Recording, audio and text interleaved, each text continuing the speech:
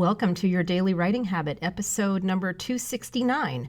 If you're writing a book or thinking about it, or maybe you've started writing your book and you need some help getting it done this year in 2020, or perhaps you're at the stage where you need help reaching more people to let them know about your book, you are in the right place.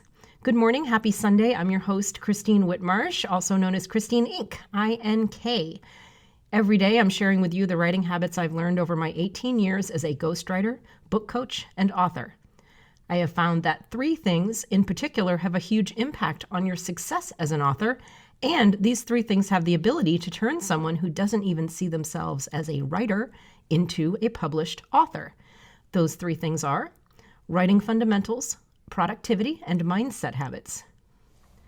All right, so once again, happy Sunday. And as we do every Sunday here, we're going to do Sunday story time, where I read excerpts, sometimes from client books, sometimes from my own books, and sometimes from just books that have had an impact on me, which is the one I'll be reading from today. And at the end of this brief excerpt, I will pose a learning question so that you can take something away from the Sunday story time from the excerpt from the book. So the book I've chosen today is just one of my favorite books about writing fundamentals, and it is Story, just like you would think it's called, Story, by Robert McKee, M-C-K-E-E.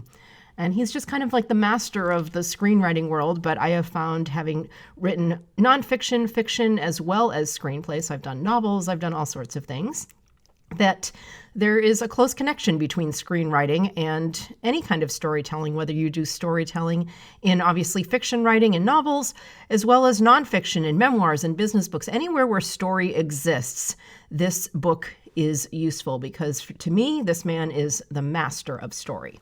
So I'm going to read a brief excerpt, and I certainly recommend you getting yourself a copy of Story by Robert McKee to really delve in and learn about how to structure and craft a compelling story. So here we go. The world now consumes films, novels, theater, and television in such quantities and with such ravenous hunger that the story arts have become humanity's prime source of inspiration as it seeks to order chaos and gain insight into life. Our appetite for story is a reflection of the profound human need to grasp the patterns of living, not merely as an intellectual exercise, but within a very personal emotional experience.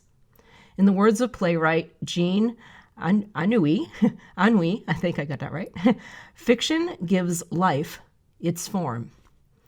Some see this craving for story as simple entertainment, an escape from life rather than an exploration of it. But what, after all, is entertainment? To be entertained is to be immersed in the ceremony of story to an intellectually and emotionally satisfying end. To the film audience, entertainment is the ritual of sitting in the dark, concentrating on a screen in order to experience the story's meaning, and, with that insight, the arousal of strong, at times even painful emotions, and, as the meaning deepens, to be carried to the ultimate satisfaction of those emotions. Whether it's the triumph of crazed entrepreneurs over demons in Ghostbusters or the complex resolution of inner demons in Shine, the integration of character in The Red Desert, or its disintegration in The Conversation. All fine films, novels, and plays, through all shades of the comic and tragic, entertain when they give the audience a fresh model of life, empowered with an effective meaning. To retreat behind the notion that the audience simply wants to dump its troubles at the door and escape reality is a cowardly abandonment of the artist's responsibility.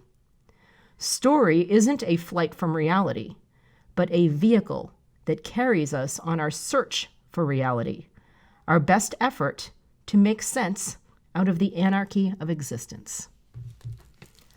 And that again is from an excerpt from the book Story by Robert McKee, a personal favorite from mine about writing. And I'm actually working on my reading list this year, books about writing, about the craft, about the business.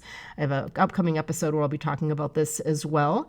So my question for you is, are you working on your self-improvement reading list as an author? What are you reading this year to improve yourself as a writer? I'd love for you to chime in my Inc. Authors Group, INK, Authors Group on Facebook or LinkedIn, but mainly on Facebook. Let us know what you're reading to improve yourself as a writer, as an author this year, whether on the writing side, the mindset side, or the writing, mindset, or productivity side, or the business side of writing. So all sorts of different ways, different aspects of being an author where you can have a reading list that speaks to improving those facets. Thank you for joining me here on Your Daily Writing Habit, where I'm helping you write and finish writing an awesome book. And if you know someone else who wants to write and finish writing an awesome book, please let them know about Your Daily Writing Habit. They can listen on just wherever they get their podcasts or on their Amazon Alexa device. Until tomorrow, happy writing.